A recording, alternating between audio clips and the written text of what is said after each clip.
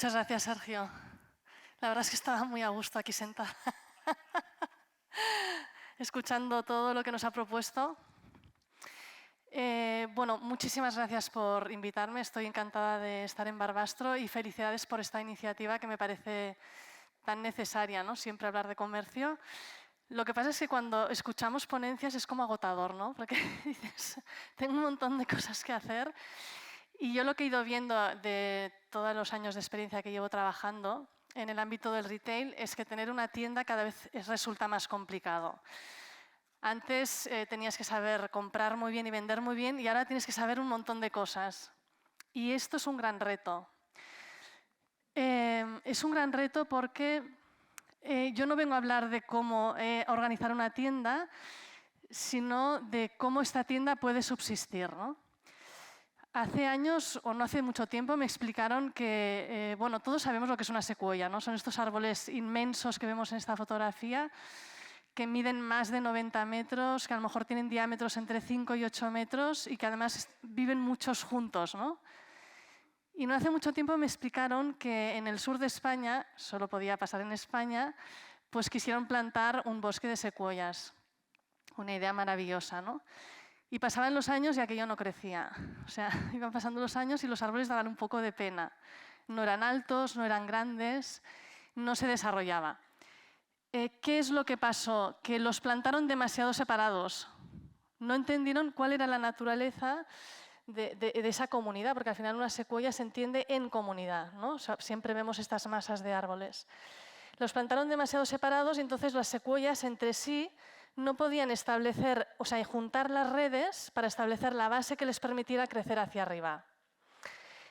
Esta separación de las secuoyas, de alguna manera, es lo que creo que, desgraciadamente, está pasando no solo en España, sino a nivel internacional, en las grandes ciudades y en las ciudades no tan grandes, en poblaciones pequeñas.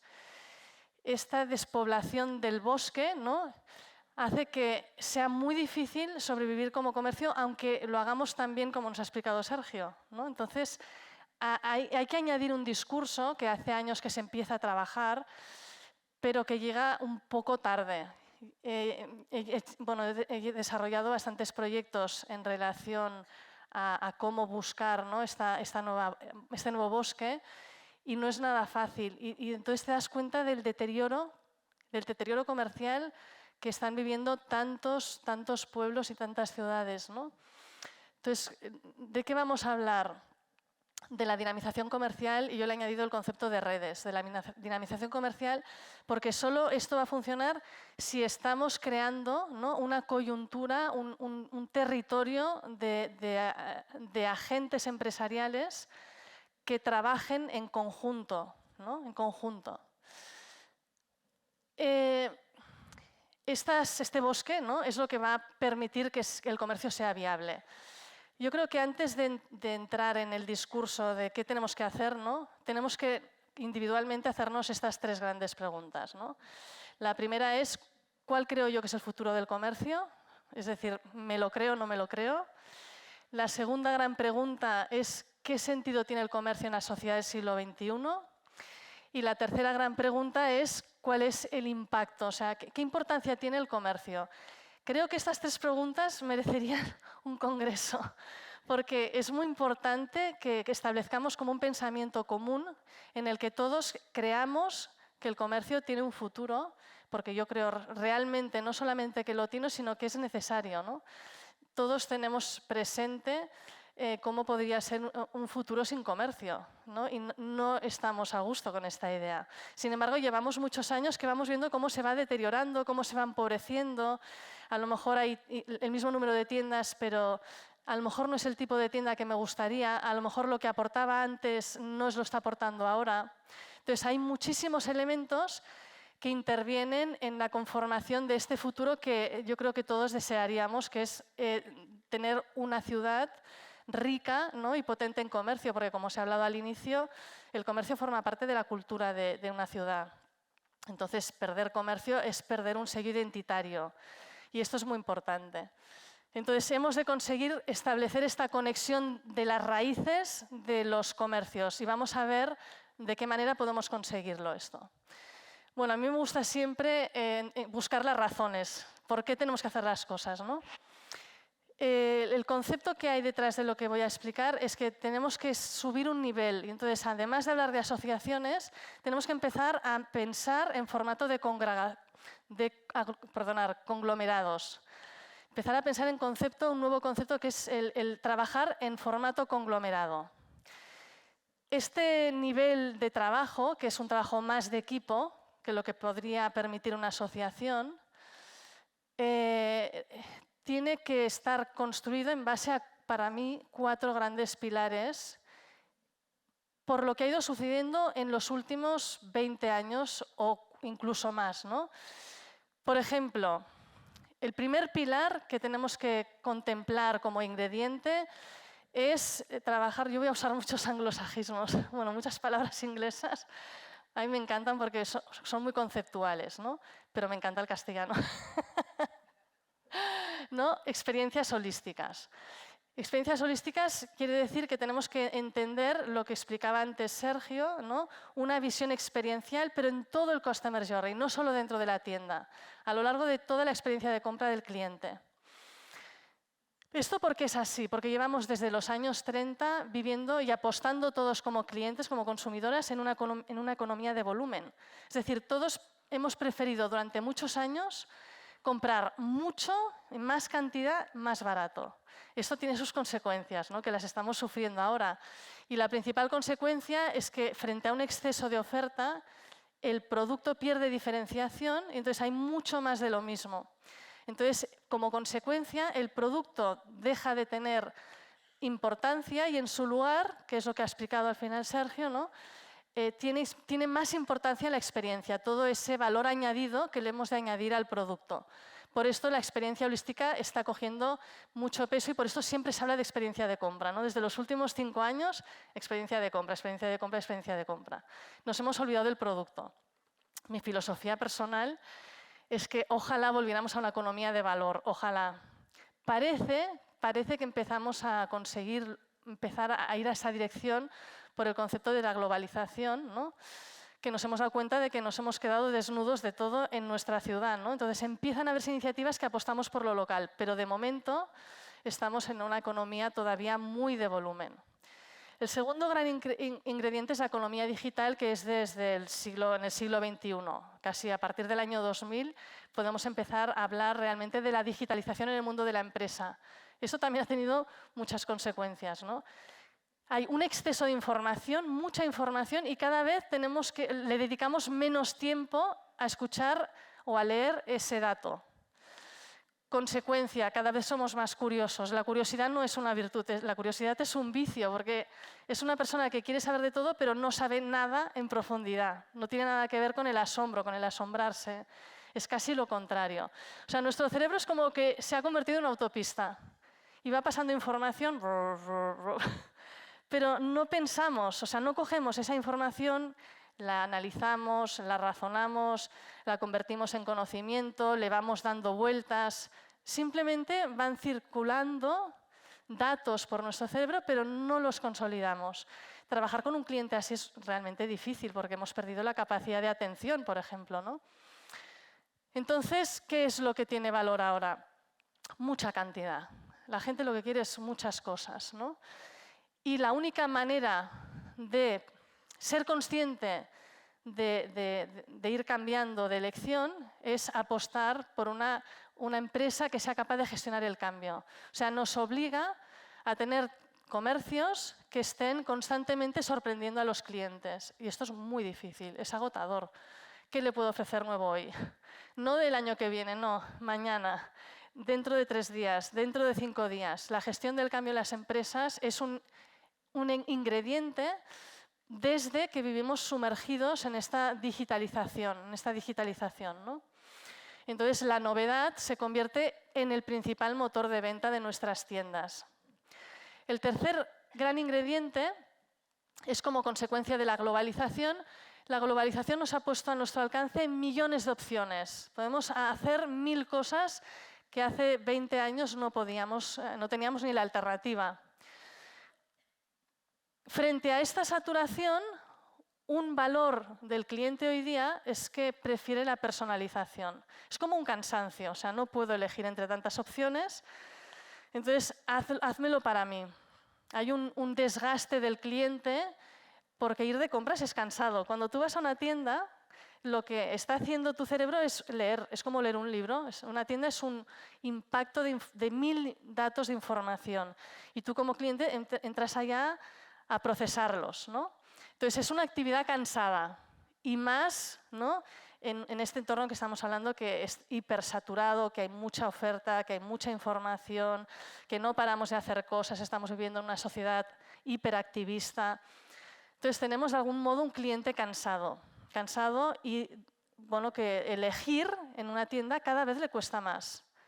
Vemos comportamientos de personas en las tiendas un poco erráticas, entran sin saber por qué y después de haber mirado tú le preguntas ¿qué quiere? Y casi que se incomoda porque dice, mira, o sea, no lo sé, o sea, no me hagas un psicoanálisis porque realmente vas por la vida sin saber muy bien qué estás haciendo, ¿no? ¿Qué opciones estás eligiendo en la vida? Entonces, ¿esto a qué nos lleva? A otro ingrediente muy importante que es la involucración del cliente en el mismo diseño del producto o del servicio. Esto nos ayuda a gestionar el riesgo, porque trabajar con clientes erráticos, ¿no?, es muy arriesgado. Fidelizarlo me va a costar mucho. Entonces, la manera de fidelizarlo mejor, más fácil, es involucrarlo en la misma definición de mi incluso modelo de negocio, ya no solamente de la oferta, sino de la misma modelo de negocio, mismo modelo. Estos 4 ingredientes son esenciales, pero hay un quinto que es casi como el más complicado de conseguir, que es que yo necesito planificarme, porque todo esto que hemos visto, este activismo, me obliga a estar pensando en diferentes maneras de conseguir que este cliente vaya reaccionando. Como no piensa mucho, porque no le dejamos espacio para pensar, tengo que tratarlo como una gallina, que es como reacción, ¿no? O sea, que vea cosas que le gusten y vaya reaccionando a esta compra. Entonces, bueno, para conseguir esto tengo que trabajar en el corto plazo y esto me obliga a buscar colaboraciones con otras empresas para entre todos buscar la manera de proponer cosas nuevas. O sea, son 5 grandes ejes en los que yo tengo que centrarme. Podríamos decir que es como los ingredientes mínimos que tiene que tener el comercio hoy día. La experiencia holística, la gestión del cambio, pensar en la manera de involucrar al cliente en mi negocio y pensar en buscar maneras para gestionar el riesgo, ¿no?, de colaborar con otras empresas que me permitan gestionar toda esta forma que tiene el cliente nuevo de comprar en las tiendas. Frente a esto, ¿no?, frente a este modelo de comportamiento, la única manera de abordarlo es trabajar en equipo. Trabajar en equipo, y yo por esto propongo el concepto de un conglomerado. Ser un conglomerado que nos permite que cada empresa tiene su propia dinámica, trabaja de una manera independiente, pero a la vez estamos todos enfocados a buscar un objetivo común. Tenemos que compartir una visión. Y este sería un poco el mensaje. Dentro de Barbastro, dentro de Barcelona, dentro de los mismos barrios de Barcelona, dentro del centro comercial del casco histórico de Valencia, dentro de cada una de las poblaciones hay que crear ese sueño.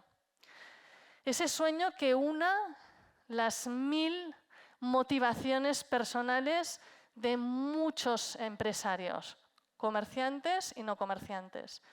Porque hemos de crear esa red de colaboración para que el comercio tenga un impacto, porque yo si voy por una calle y me encuentro 3 tiendas que están separadas 20 metros la una de la otra, eso no es un bosque de secuoyas. Ahí hay una debilidad comercial.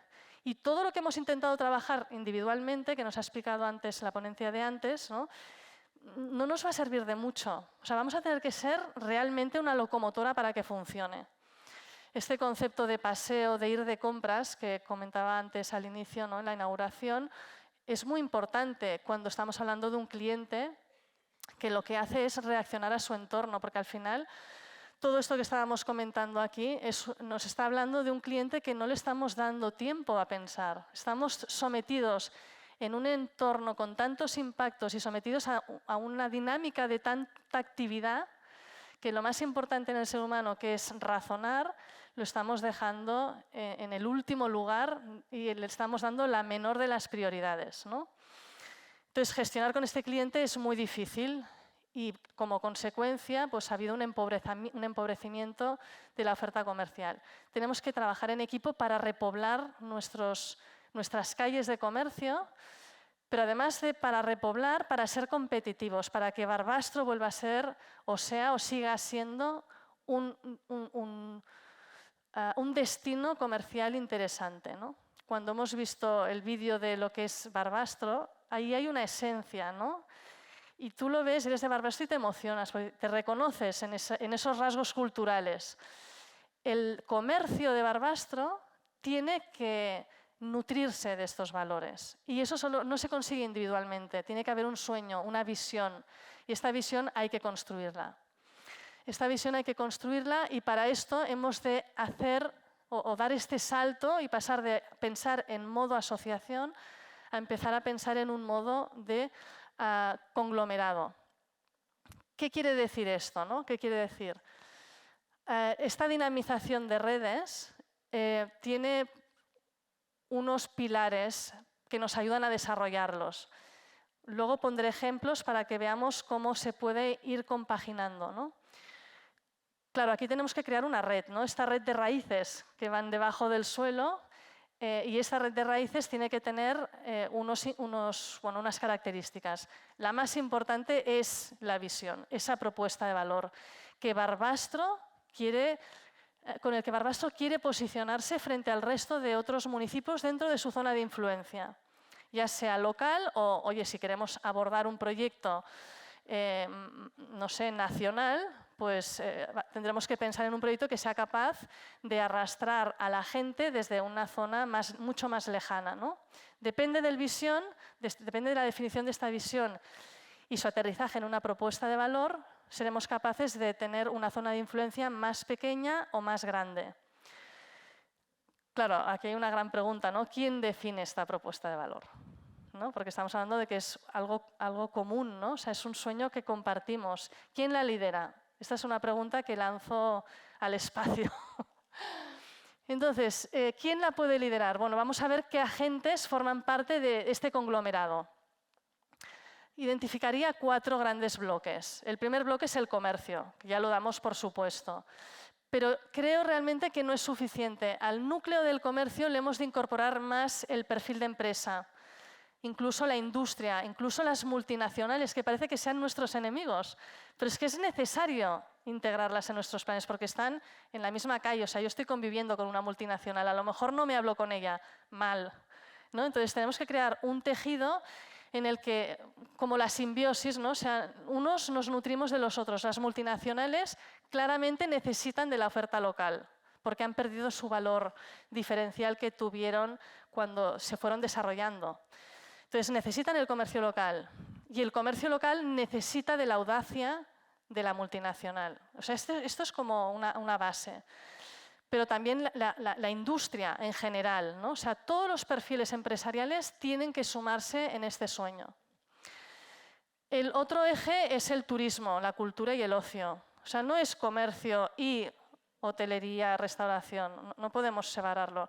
No pueden haber 2 personas en un ayuntamiento trabajando con presupuestos separados sin hablarse o peleándose, que es lo peor, que es lo que yo he visto en muchas ocasiones. No puede pasar esto. O sea, el comercio sin el turismo, sin la hotelería, sin la restauración es cojo.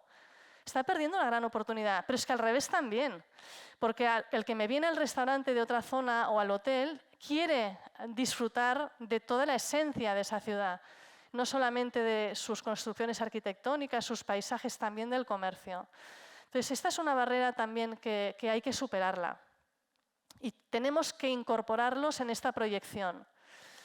Y el otro eje, evidentemente, le he llamado cultura, estructura, porque no son solamente los entes públicos, que podría ser el ayuntamiento, sino que es un poco todos los entes culturales que pueden haber en ese establecimiento. Entre todos hemos de crear ese sueño. A veces sale de forma espontánea. Últimamente, de las sucesivas crisis que llevamos viviendo, de una tipología de agresiones que en el comercio ha afectado mucho. No solamente hablamos del COVID, hablamos pues a lo mejor de una expansión de un comercio de poco valor añadido, como puede ser el comercio chino, como pueden ser comercios que no se integran en nuestra actividad diaria, que van como más a su bola, ¿no? Como las multinacionales. Todo esto ha creado como un desgaste, ¿no? Y entonces esto hace que estas acciones espontáneas que de repente dices, wow, todo este municipio está actuando a una, ¿no? Cuesta de encontrar, ¿no? Cuesta de encontrar. Pero vamos a ver, ¿no?, que hay ejemplos muy interesantes, que es viable y que hay muchas maneras de hacerlas. Hemos de conseguirlo, ¿no? Entonces, dentro de cada uno de estos ejes, ¿no?, pues estamos hablando pues, de lo que he dicho, de la integración industrial, de la integración sectorial. ¿Qué quiere decir? Integración sectorial también es muy importante.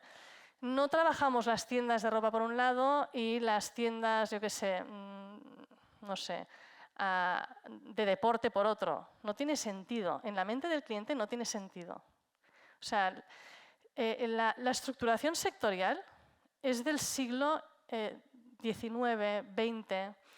¿Por qué? Porque el objetivo de una tienda era acercar la industria al cliente final. Por eso se llamaban las tiendas, eran canales de distribución. Lo que tenía que conseguir una tienda era acercar la oferta de la industria al usuario final.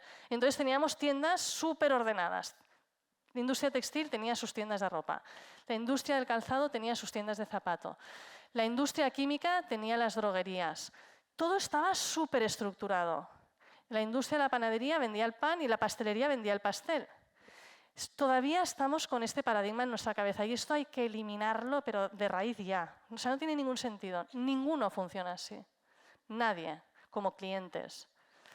Entonces, nosotros estructuralmente no podemos pensar de esta manera porque nos limita, ¿no?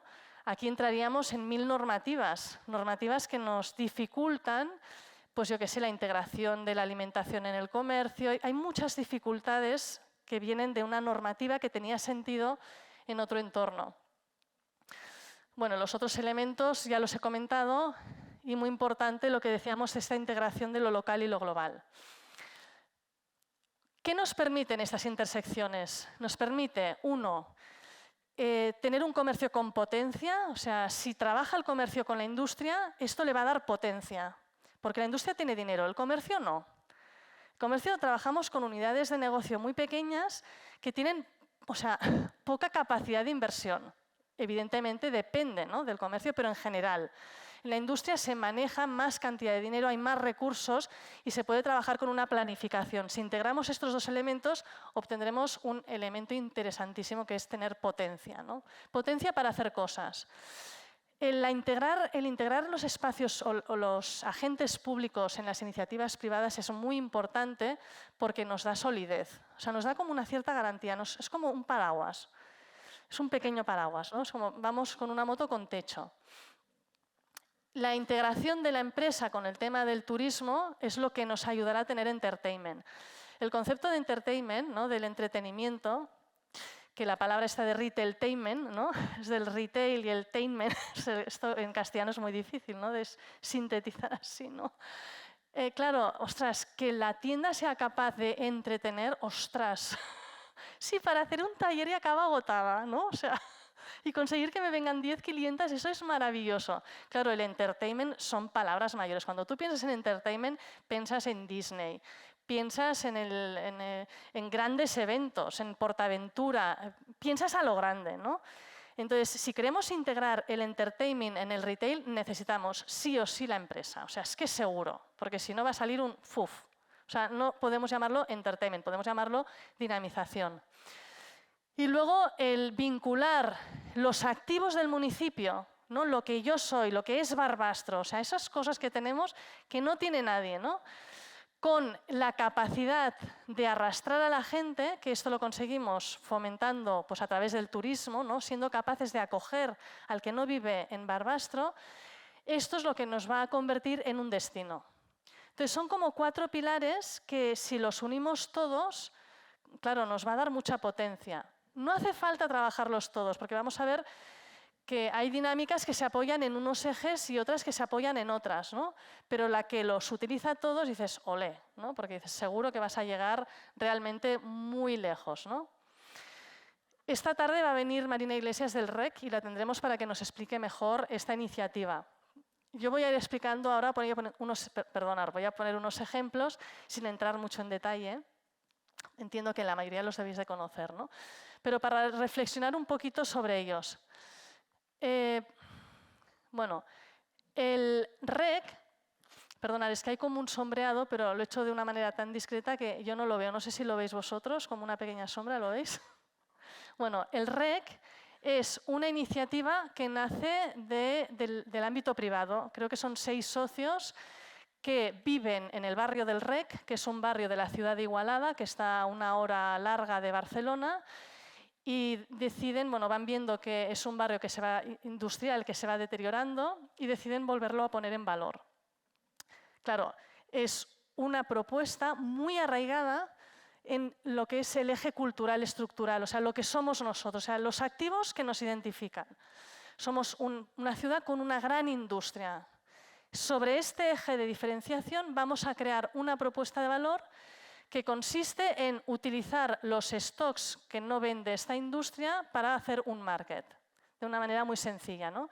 Entonces, esta idea se basa mucho no en los entes públicos, sino en los activos de esa ciudad. Y sobre esos activos, que es un valor claramente diferencial, construimos la propuesta de valor.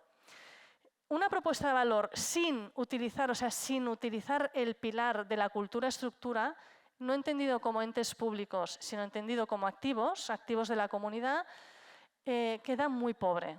O sea, realmente el REC es una muy buena propuesta, una propuesta muy diferencial, porque está arraigada en la esencia de ese municipio. Entonces, eso hace que sea imposible hacerla en otro lado.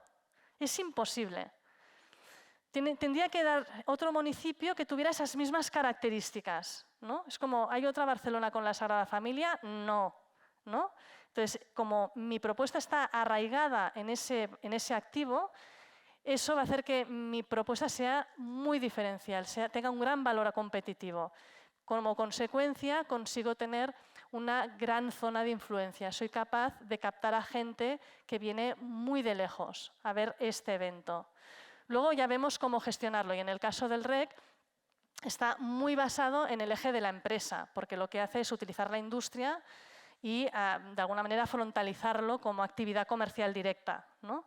Entonces es una iniciativa muy interesante que en este caso básicamente trabaja solo en los 2 ejes de empresa y cultura-estructura. El White Summer es una iniciativa que está en Pals. Pals es un pueblo de la Costa Brava precioso que está a 1 hora y media de Barcelona, pero que es capaz, con su propuesta, de arrastrar de una zona de influencia amplísima. En este caso, el White Summer su propuesta de valor la hace de espaldas a lo que serían los activos del municipio.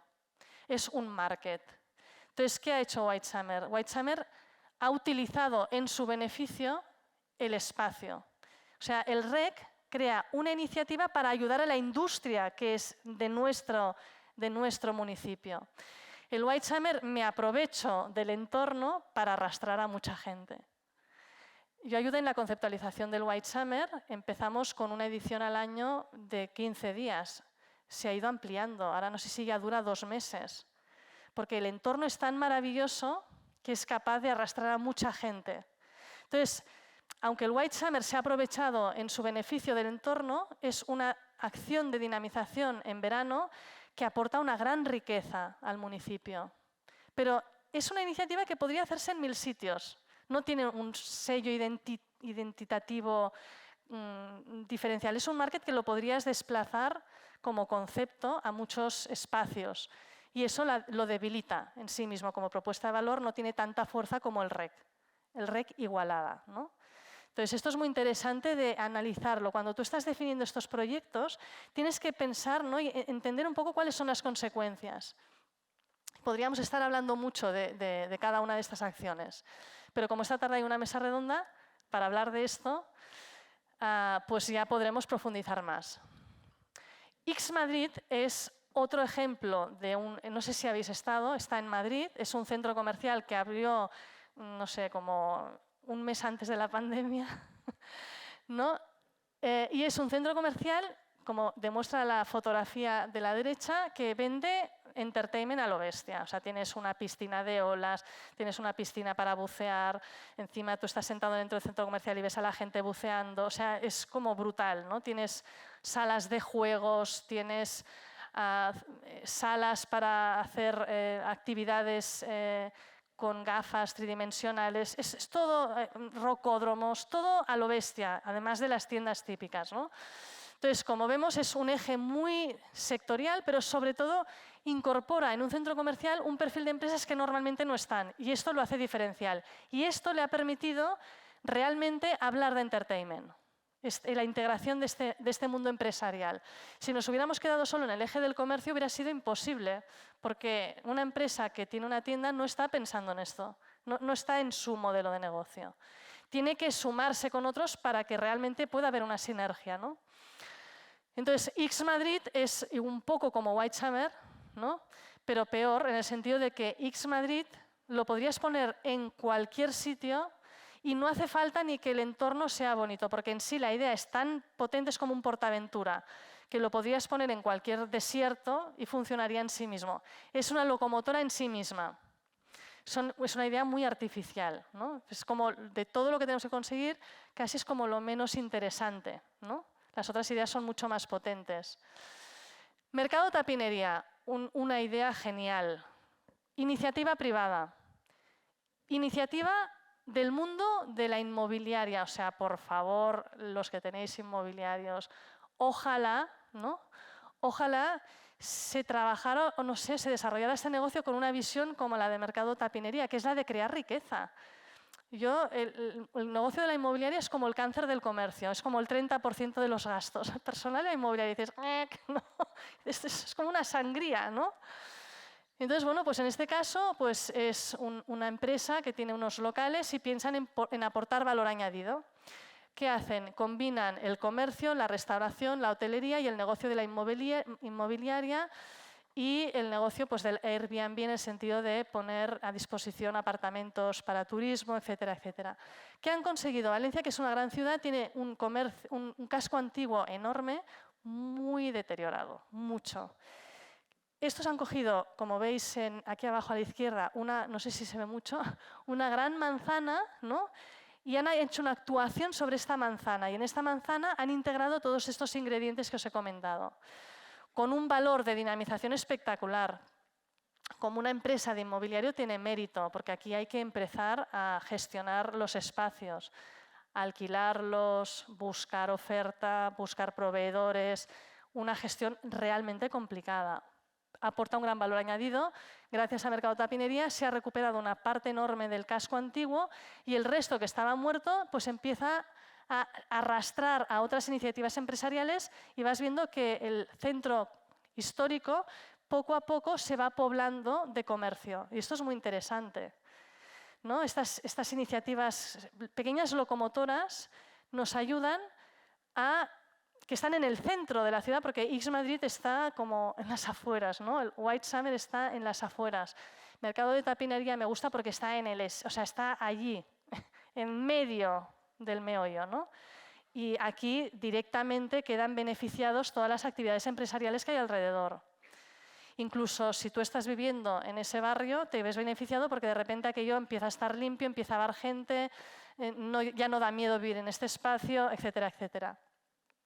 Con lo cual, iniciativas como Mercado de Tapinería me parece, no sé, casi como sería un obligado, ¿no? Que todos los municipios se plantearan cómo poder integrar el mundo de la inmobiliaria con el mundo del comercio, con el mundo de la hostelería y la restauración, ¿no? Y entre todos crear algo que aporta un valor añadido para nosotros, en primer lugar, porque todos nosotros salimos beneficiados, y en segundo lugar, para la gente que vive en este espacio, ¿no?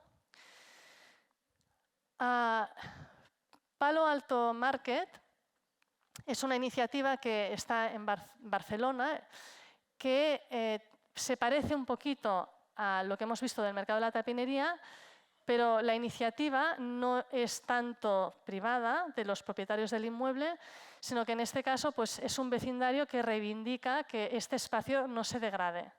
Y entonces hay una actuación muy fuerte del ayuntamiento que se hace con el proyecto y crea una fundación. Y entonces esta fundación es una fundación que lo que hace es preservar la iniciativa que había habido de una manera muy desordenada, un poco caótica, de iniciativa de pequeños creadores y diseñadores. Y entonces crea un concepto que se desarrolla en esta gran manzana, que tiene como objetivo ayudar a los creadores, a los diseñadores y a los pequeños creativos, ¿no?, a desarrollar su actividad. Dentro de esta fundación, una de las cosas que hacen es un market, que es lo que más se conoce de Palo Alto. Este market, pues, ¿qué es lo que pasa, ¿no? Y aprovecho este ejemplo también para comentarlo. En este caso, por ejemplo, el market está muy arraigado en una propuesta de valor de diseñadores creativos, de artesanos, podríamos hablar, ¿no? Lo suyo sería que cuando tú haces un market, las empresas que estuvieran vendiendo producto aquí tuvieran esa esencia. Entonces, el gran reto que tenemos ahora para llevar a cabo estas iniciativas es la oferta. ¿Por qué? Porque como llevamos muchos años de economía de valor, de economía de volumen, la economía de volumen nos lleva a la globalización, nos lleva a la deslocalización de la industria, la llevamos a la China, a la India, a Marruecos, a cualquier sitio menos aquí, ¿no? ¿Qué hacemos? Que con todo esto vamos perdiendo conocimiento, vamos perdiendo artesanía, vamos perdiendo músculo industrial, músculo empresarial, y la creatividad es difícil que conviva en este entorno. Entonces, cuando tú organizas un market, lo que más te cuesta es encontrar un producto y una artesanía de calidad y diferente, ¿no? Entonces, cuando vas a un market, a un concepto como este, como Palo Alto o como mercado de tapinería, cuando lo dinamizan, normalmente encuentras a los mismos. O sea, es muy difícil que te sorprenda la oferta y esto es un problema. Porque, claro, estamos diciendo que todos estos eventos de los que estoy hablando son eventos, algunos son permanentes, como mercado de tapinería, otros duran 2 semanas, como podría ser el caso del REC, otros White Summer dura 2 meses, pero están limitados en el tiempo, ¿no? Porque los utilizamos como ejes de dinamización que aporten un valor añadido en el eje que decía antes del cambio, ¿no? El cambio, la novedad se convierte en el principal motor comercial. Entonces esto nos da como un aire fresco, ¿no? para reinventarnos, para traer a gente que normalmente no vendría a comprar, etc. Claro, si yo voy a un market, voy a otro como cliente y al quinto market me encuentro lo mismo, pues dejo de ir, porque claro, estamos hablando de acciones que tienen una zona de influencia bastante grande, ¿no? Entonces es gente que normalmente le gusta ir de uno a otro. ¿Qué quiere decir? Que conjuntamente con estas acciones hay que apoyar mucho el ámbito de la empresa, el ámbito del emprendedor, del creativo. Hay que apostar por una industria local. Es decir, hay que volver a la economía de valor, que es lo que yo decía, que es realmente lo que me gustaría. Hay un ejemplo de empresa en Barcelona que la encuentro genial, que se llama CUS. CUS es la iniciativa de una periodista que, bueno, supongo que ejerciendo como periodista, descubre que la industria textil es la más contaminante del planeta. O sea, de todas las industrias, la textil, que es lo que más consumimos y lo que más tiramos, ¿no?, es la que más se carga el planeta. Entonces toma la iniciativa de decir, bueno, voy a poner mi granito de arena y voy a crear un negocio 100% sostenible. Lo cual implica que tiene que haber el menor movimiento logístico de desplazamientos, la materia prima tiene que ser sostenible, pero entonces si no pueden haber muchos desplazamientos, pues tengo que producirlo en la misma tienda. Entonces ha montado una tienda-taller. Entonces tú entras en la tienda, primero tienes su pequeña oferta de producto textil, principalmente para mujer, y a continuación ves pues, un espacio como 2 veces este escenario, que es industria textil, tienes todos los talleres, ¿no? Y entonces ella había trabajado de joven en un taller y entonces decía, un taller es lo típico en el que nadie quiere estar, ¿no? Pues voy a convertir en los talleres en un espacio como lo que han hecho los restaurantes con las cocinas, ¿no? Espacios agradables de ver, que se vean, abiertos. Todo se hace en ese espacio que está en el centro de Barcelona. O sea, es una industria en el centro de Barcelona, con las cosedoras, las que patronan, las que cosen, todo se hace allí, todo, 100%, ¿no? Claro, esto es maravilloso, porque aquí es donde estás uniendo la artesanía y la estás profesionalizando con la industria. Una cosa que es muy bonito de escuchar es decir, o sea, ¿cuál es mi sueño? Mi sueño es conseguir demostrar que este modelo de negocio 100% sostenible funciona por sí mismo. ¿Qué quiere decir esto? Que tiene que ser capaz de vivir sin crecer. Que esto es como muy raro de entender, ¿no? Porque todos nos quedamos muy tranquilos cuando el gobierno nos anuncia que el año que viene el PIB va a aumentar, ¿no? Un país cuyo PIB no aumenta, es decir, que no hay más industria, que no hay más demanda, que no hay más consumo, parece que nos vayamos a morir, ¿no? Esto es como lo contrario, dice, yo tengo que demostrar, o sea, yo me quiero morir con esta dimensión de negocio, o sea, no tengo una aspiración de enriquecerme a partir de globalizar este modelo, replicarlo 20 veces, no, o sea, un negocio de barrio que es capaz de vivir de esto y vivir bien. Este es su objetivo como empresaria, ¿no? Esto es la economía de valor, eso es una economía de valor. Entonces, el producto se soporta con los costes naturales de la producción, de la mano de obra, del alquiler de ese local, todo está integrado. Bueno, sería un ejemplo, ¿no? Este de CUS. Otro ejemplo que no tiene nada que ver es Bernadí. Bernadí es una empresa familiar de tercera generación y esta tercera generación, que es una mujer de unos 40 años, pues se da cuenta que el negocio en el que está trabajando desde que era pequeña se está quedando fuera del discurso, ¿no? Entonces, en este caso, yo le ayudé a la conceptualización de la propuesta de valor y lo que hicimos fue conceptualizar un espacio que dejara de vender mobiliario de oficina, que es algo que está fuera del discurso del siglo XXI, ¿no? Para vender lo que la gente quiere, que son espacios de trabajo. Yo no compro una mesa, quiero un espacio de trabajo. Y encima, esto con la pandemia todavía lo hemos entendido más, ¿no? Estás en casa y estás trabajando medio en la cocina, medio en el lavadero, medio no sé qué, ¿no? Y dices, no, un espacio de trabajo, ¿qué implica? Y todos hemos entendido que hay un concepto de bienestar detrás. Entonces, ¿qué ha hecho esto? Es una tienda que de repente integra un montón de industria. Empieza a trabajar en formato conglomerado con la industria de iluminación, con la industria, evidentemente, del mobiliario, con la industria de los textiles. O sea, empieza a ofrecer un montón de productos que no había ofrecido hasta el momento porque ha dejado de pensar en modo sectorial para pensar en modo conceptual. Ya no vendo mobiliario, sino que vendo espacios de trabajo. Por lo tanto, tengo que empezar a vender biofilia, todos estos espacios verdes que se integran en los espacios de trabajo. Tengo que contactar con estos proveedores, tengo que aprender a venderlo. Entonces, ¿qué hago con todos estos proveedores? Creo una comunidad. Y entonces hago de mi tienda un hub, un espacio de encuentro de toda esta industria para que entre ellos hablen, aprendan, colaboren conmigo también y podamos entre todos pues, desarrollar nuevos proyectos, captar un perfil nuevo de cliente. Entonces, de alguna manera es un ejemplo de cómo utilizar esta forma de trabajar de aglomeración, ¿no?, en una única tienda, dentro de un mismo negocio. Yo creo que eso también es muy interesante porque cuando hablamos de dinamización, hacerla sola, primero, es un peñazo y es muy difícil. O sea, si yo quiero dinamizar algo, aunque sea mi tienda, tengo que colaborar con otros. O sea, no puedo hacer yo de captación, de inventarme el qué. Es muy difícil, a no ser que sea más un servicio que una dinamización, ¿no? Por ejemplo, vendo bisutería y hago talleres para enseñar a mi clienta a disfrutar o a mi cliente a disfrutar con ese producto y a utilizarlo. Eso no es dinamización. O sea, los workshops típicos que están vinculados con el producto que vendo, yo creo que es más servicio que no dinamización. La dinamización tenemos que entenderla más, ¿no?, en sorprender al cliente, en ofrecerle cosas nuevas. Y eso pasa por la colaboración, ¿no?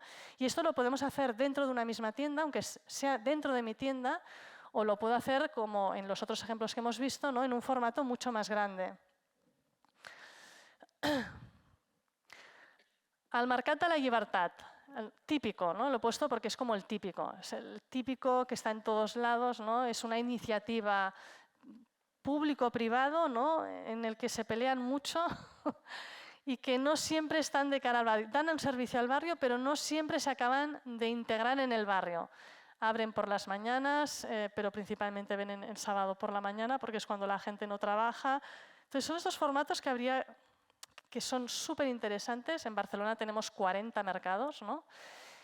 Tienen un impacto brutal porque en Barcelona, al haber 40 mercados, cada mercado está definiendo la zona comercial del barrio. O sea, es un enclave estratégico muy importante, ¿no? Entonces, es un activo que todos tenemos y que habría que realmente pensarlo con esta visión, ¿no? de elemento de dinamización. La ciclería, lo que debéis de conocer porque está en Zaragoza, es una iniciativa muy interesante, una iniciativa privada, pero muy arraigada en el eje de cultura, en el sentido del bien común. O sea, es una iniciativa que tiene principalmente como finalidad aportar un bien común a los ciudadanos de esta ciudad, que es fomentar, enseñarles y ayudarles a que tengan una movilidad sostenible en bicicleta. Entonces, con este eje es una idea de negocio que está colaborando permanentemente con entidades públicas, con entidades privadas, con colegios, con muchos entes, ¿no? Que hacen que su propuesta de valor realmente tenga ese desarrollo y ese impacto que ellos buscaban con esta iniciativa. Y Melrose & Morgan, creo que es la última, es una iniciativa que me encanta, es inglesa, es un conglomerado en el sentido de que es dos empresarios que quieren acercar a los distintos barrios de Londres el estilo de vida de alimentación sostenible y sana. Entonces dicen, claro, estoy compitiendo con Tesco, con Safeway, con Sainsbury, con los grandes operadores, ¿no? ¿Cuál es mi valor añadido? Que lo que te quiero aportar es producto local, o sea, lo que se está cultivando en las afueras de Londres, que tiene un gran valor añadido, nosotros lo vamos a comprar y te lo traemos al barrio. Pero para hacer este proyecto, saben que tienen que educar al barrio y lo tienen que involucrar. O sea, no tenemos capital como para arriesgar en plan Mercadona, pongo aquí una tienda y la tengo en pérdidas un año, no podemos hacerlo. ¿Qué hacen? Piensan en una fórmula de negocio que les permita desarrollar este sueño con una baja inversión. ¿Cómo lo hacen? Antes de abrir una tienda, lanzan una campaña de financiación a los vecinos. Les explican su idea de negocio y les dicen, si tú quieres tener opción a comprar producto local a un precio correcto y sano y orgánico, sostenible, compra acciones. Hazte accionista de nuestra empresa. Cuando hayamos reunido 250.000 libras, abriremos la tienda en el barrio. Esto es otra forma totalmente distinta, ¿no?, de pensar en este concepto de conglomerado, ¿no? Y en este caso es prosuming, o sea, es involucrar al consumidor en la misma esencia del negocio, ¿no? Como accionistas, ¿no? Me parece una idea súper interesante. Claro, el riesgo es cero, porque el primer beneficiado es el consumidor. Es como una evolución de la cooperativa, ¿no? Es una profesionalización de la cooperativa.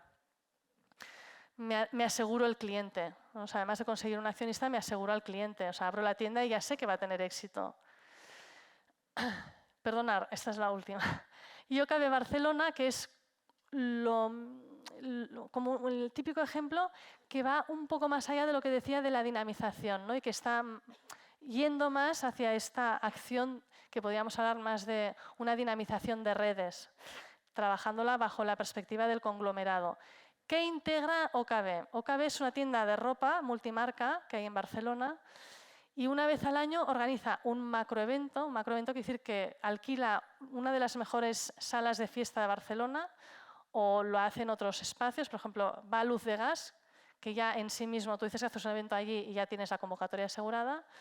Involucra a unas 60 clientas, involucra a una marca. Y entonces esta marca que elige ella porque sabe que tiene un gran desarrollo de producto, le hace poner el producto, las clientas se lo prueban y hacen un pase de modelos profesional, pero divertido, ¿no?, informal, en esta sala. ¿A quién invita? Pues las clientas invitan a sus parientes, a sus amigos, hacen una primera convocatoria y luego ella hace captación por su base de datos y luego el evento en sí mismo sobrepasa las dimensiones del negocio y va gente, porque ya solo porque suceda en luz de gas se convierte en una locomotora, ¿no? Entonces, en este caso es un ejemplo pequeño pero muy interesante de cómo puedes dar proyección a tu negocio apoyándote en las colaboraciones con otras empresas. Esto es dinamización de redes. Pueden ser acciones más cortas como esta o acciones más complejas como podríamos encontrar en un mercado de tapinería, ¿no? Creo que, o sea, con todos los ejemplos que hemos compartido hemos visto muchas formas diferentes de abordar este proyecto. Normalmente, lo que estamos viendo, contestando a la pregunta que decía ¿de dónde viene esta propuesta de valor?, normalmente la iniciativa siempre es privada. Menos en el caso de Palo Alto, que coge las riendas el ayuntamiento, el resto son iniciativas privadas. Incluso en el caso de Palo Alto, este mercado que nacía con el objetivo de potenciar la creatividad y el diseño local, incluso aquí de alguna manera la iniciativa no financiera, pero sí la movilización es de los propios vecinos, que son los que no quieren que se pierda ese activo que tienen en ese pequeño barrio, ¿no? Entonces, hay que fomentar estos sueños y los entes públicos principalmente tienen que estar allá para darles viabilidad y salida. Bueno, entonces vemos, yo creo que hay como 4 o 5 pasos, ¿no? Primero, el proyecto, tener claro este proyecto, tener claro la visión.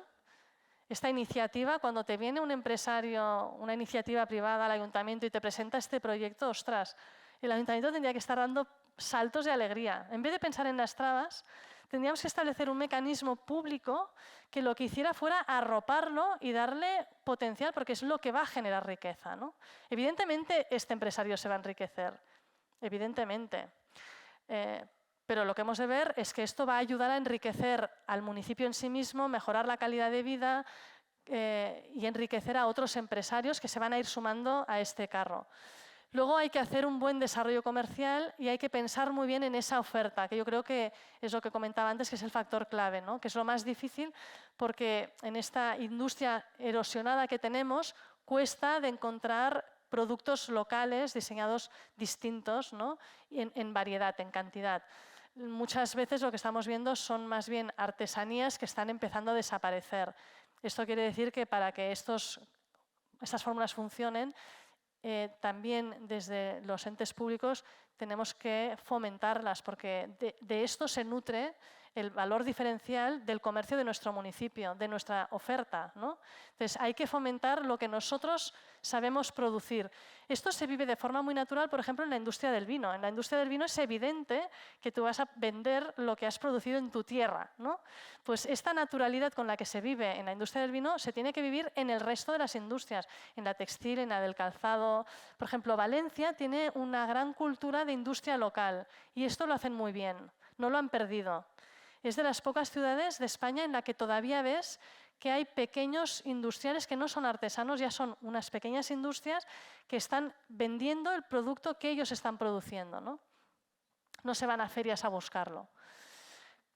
Cuando tenemos trabajada la oferta, la dinamización, podemos llegar al tema del entertainment, ¿no? Entonces hay que trabajar las relaciones institucionales para conseguir ese impacto.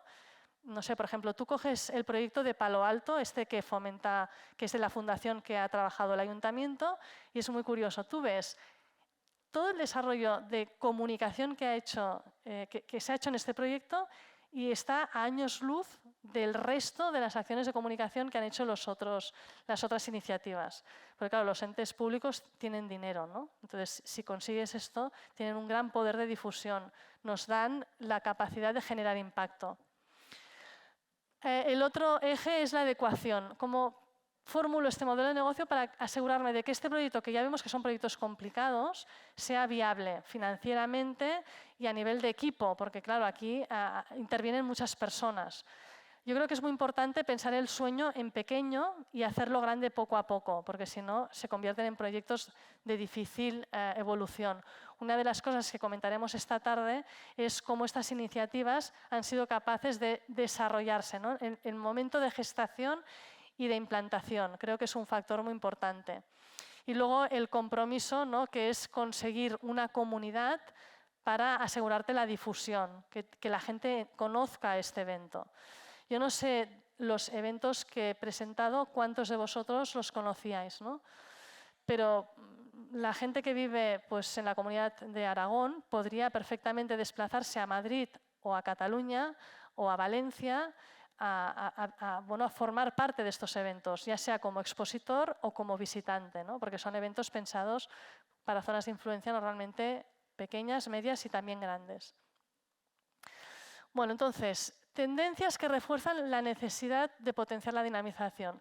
Ahora al inicio hemos visto 4 pilares, ¿no?, que comentaba que son como 4 ingredientes que tenemos que contemplarlos por tal cual es nuestro estilo de vida, ¿no? Sumergidos en este activismo, en esta globalización, en este estar acostumbrados a picotear lo que vemos, etcétera, ¿no?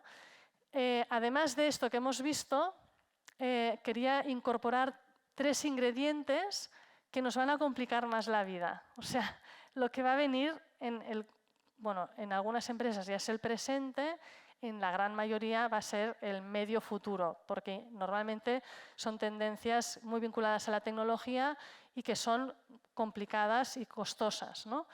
Pero si a estas ideas de negocio les sumamos estos 3 ingredientes, estamos en otra dimensión, ¿no?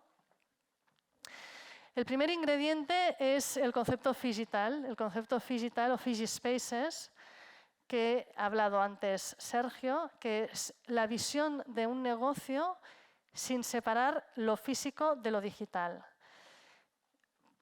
La omnicanalidad, lo que le dice a la empresa es: tienes que utilizar distintos canales, coordinarlos entre ellos, y que la experiencia que el cliente tenga en uno o en otro sea el mismo. Por ejemplo, en el caso de Mercadona, tú vas a la tienda, tenías una experiencia, y ibas a la página web y la experiencia era una pesadilla. O sea, no sabías lo que comprabas, te podían venir 40 plátanos y no te habías dado cuenta que los habías comprado. Ahora han mejorado la experiencia online, pero aún siguen pasando cosas raras, ¿no? Bueno, pues la omnicanalidad está trabajando en esta línea de trabajo. El phygital va un paso más allá, porque lo interesante del phygital es que estos auriculares me están dejando... ¿Sabes cuando te pones una diadema que acabas con dolor de cabeza? Me está dejando aquí esto clavado. Bueno, el concepto phygital es desde el punto de vista del cliente. La omnicanalidad desde el punto de vista del empresario. Yo tengo que elegir los canales, tal. El phygital es: me pongo en la piel del cliente y pienso cuál es su viaje como cliente desde que se le ocurre una posible compra hasta que la realiza. Esto es lo que se llama el Customer Journey. Entonces dices, bueno, pues el cliente primero ve en Instagram la foto de una nena posando, dice, qué cosa más mona, entonces entra en esa página web, lo comenta con unas amigas, entonces ve que hay una tienda que vende eso, se acerca a la tienda. Entonces va explicando todo el recorrido, ¿no? Entonces, la actuación phygital lo que te dice es: trabaja tu modelo de negocio desde la perspectiva del cliente. No voy a extenderme más. Pero además, lo que implica el concepto phygital es que quiere desdibujar la barrera entre lo real y lo que no existe. Y entonces os voy a poner un vídeo que explica un ejemplo que hizo pues, hace unos 3 años IKEA en un barrio de Tokio, que invita a una modelo, que es esta chica, para que haga ¿cómo se llama esto? Un reality show en la tienda física que tiene en Tokio. Entonces vamos a ver, no sé si lo podré activar yo o si lo tenéis que hacer desde el ordenador.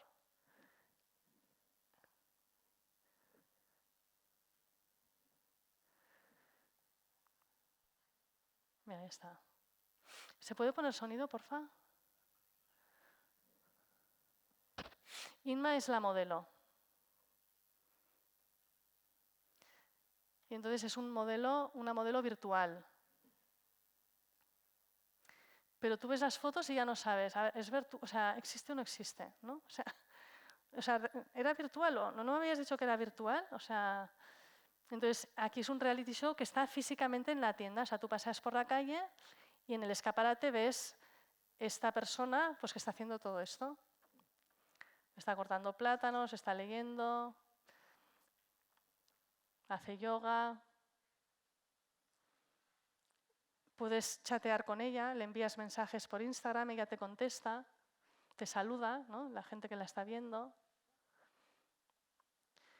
Entonces empiezas a tener crisis existenciales porque dices, pero a ver, ¿existe o no existe? O sea, ¿es virtual o es real? No lo entiendo. O sea, ¿la silla existe y ella no existe? No lo entiendo.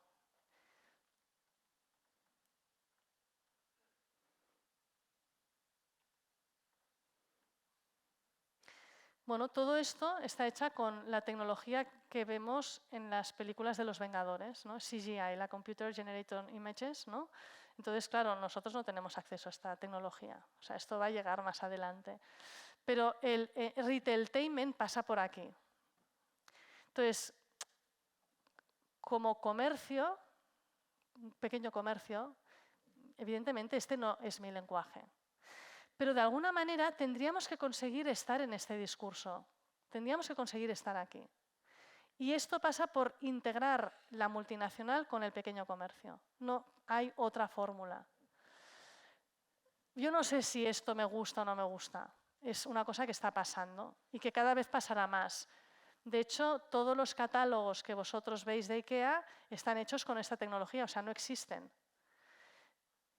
Existen modelos virtuales, me sale mucho más barato contratar a Inma, que tiene no sé cuántos miles y miles de seguidores, que contratar a una modelo que hemos visto pues, en una película. Entonces, es una tecnología que se está utilizando para muchas acciones, a nivel de costos, a nivel de experiencia, con muchas razones. Está ahí. ¿Cómo esto va a aterrizar y cuándo? No lo sé. Va a tardar. Yo no he visto muchas acciones fuera de esta que estén desde esta perspectiva. Esto es Phygital 100%. O sea, esto es lo que quiere decir Phygital. Estás integrando y fusionando lo físico y lo digital de la manera que tú ves estas tres chicas y no sabes la que existe y la que no existe. Este es el concepto Phygital. La segunda gran tendencia es el videojuego. O sea, el videojuego es la industria que más está creciendo en el mundo. Es otra cosa que no sé si es buena noticia, para mí no lo es mucho. Pero bueno, está ahí, ¿no? 180.000 millones de dólares la industria en el 2021, con un crecimiento del 18%, pero además sostenido. O sea, no es este año, ¿no? Llevamos años que esta industria no para de crecer en facturación y en número de usuarios. 1.795 millones de euros en España, casi 16 millones de jugadores en España, 3.000 millones de jugadores en el mundo. O sea, es brutal. Entonces, esto sí o sí nos va a afectar, o sea, sí o sí, seguro. Seguro. Y ya está pasando. Está pasando a una escala más pequeña con el concepto que no sé si habéis oído de gamificación, que sería como una forma de pensar en acciones de dinamización que utilizan el juego, y ya hay profesionales especializados en esto que pueden o no usar videojuegos, pero como concepto ya está, ¿no? Pero también está empezando a ser o a formar parte de las experiencias de compra habituales de los clientes. Quiere decir que tú, ya existe, ahora os voy a poner un ejemplo, existe un modelo de negocio en el que tú compras jugando. Compras jugando, ¿no? Claro, ahora mismo comprar online es un poco rollo. O sea, pierdes todo el día para tomar una chorrada de decisión, ¿no? Has hecho un benchmarking espectacular para elegir una escoba. Y encima acabas agotado con dolor de cabeza y cuando haces la compra dices, madre mía, o sea, si hubiera bajado a la tienda de abajo, en 5 minutos lo habría resuelto, ¿no? Entonces, es una compra ahora mismo no muy experiencial, aunque hay pequeñas mejoras que hacen que esta compra no sea tan pesada. Cuando introducimos el videogaming, entonces sí que podemos hablar de una compra digital que encima es divertida. ¿Es una buena noticia o no? Creo que no, pero está allí, ¿no? Entonces, vamos a ver un ejemplo que además nos presenta la tercera tendencia, que es de la que he estado hablando, que es la de las redes. Grids en inglés es redes, ¿no? Esto es una tendencia de economía de redes, que es lo que os estaba hablando del conglomerado. O sea, visiones transversales que integran diferentes sectores, que integran muchos colaboradores. Esta es una idea de Colin Huang, que es un chino que en poco más, o si fueron 1 o 2 años o 4 años, muy poco tiempo, consiguió tener más millones de usuarios que Alibaba. Estamos hablando pues, de 788 millones de usuarios.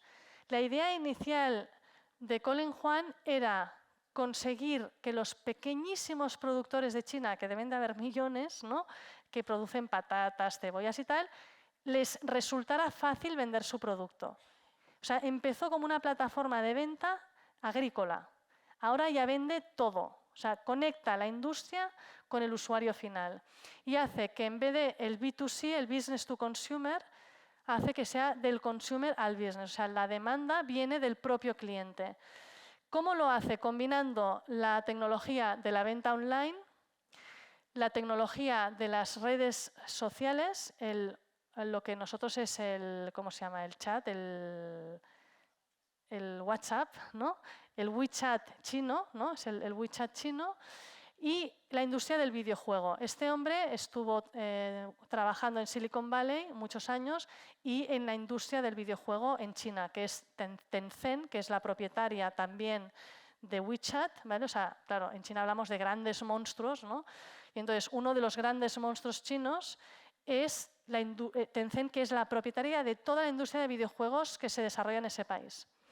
Entonces, vincula la industria del videojuego, la industria del social media con el WeChat y la industria de la venta online y crea una aplicación, que ahora os voy a poner un vídeo que está en inglés, no en chino, está en inglés, pero que yo creo que es muy visual y que se va a entender. Entonces, ¿qué te propone? Te propone con el móvil, entras en una aplicación, o sea, esto ya no es adictivo, o sea, es asquerosamente adictivo. Entonces, tú estás con el móvil y entonces en el WeChat te llega un mensaje. ¿Te interesa un aspirador? Entonces entras y entonces te lleva a un grupo que una persona ha creado que quiere comprar un aspirador, pero lo quiere comprar más barato. Entonces ha encontrado un fabricante que dice, este aspirador vale 300 euros. Si me consigues 10 clientes, te valdrá 290. Si me consigues 50 clientes, te valdrá 250. Si me consigues, no sé, 300 clientes, te valdrá 50 euros. Entonces, el propio usuario, esto es lo que se llama social media, está consiguiendo una comunidad de compradores para esa industria, para ese fabricante. Y el principal beneficiado soy yo, o sea, yo lo compraré incluso más barato que la comunidad que consiga reunir. O sea, se van estableciendo precios, es como jugar a la bolsa, ¿no? Un juego totalmente instantáneo de oferta y demanda. Esto por un lado. Por otro lado, tiene que esto yo creo que todavía está mucho en los inicios, que, a ver, espero, por favor, no caer nunca en esto, que es hacer la compra de la casa, por ejemplo, por un juego. O sea, comprar las manzanas mientras voy jugando con un árbol, no sé qué le pasa, no sé qué. O sea, qué horror, ¿no? Qué horror. Pues esto está funcionando que no veáis. Organicé una jornada e invité a una china arquitecta que vive en Barcelona y que está desarrollando todo el tema del mundo virtual y del metaverso. Entonces nos explicaba que el uso que está haciendo China de la tecnología del metaverso es con una finalidad de sostenibilidad, es decir, para evitar que el planeta se destruya a base de consumir, ¿no?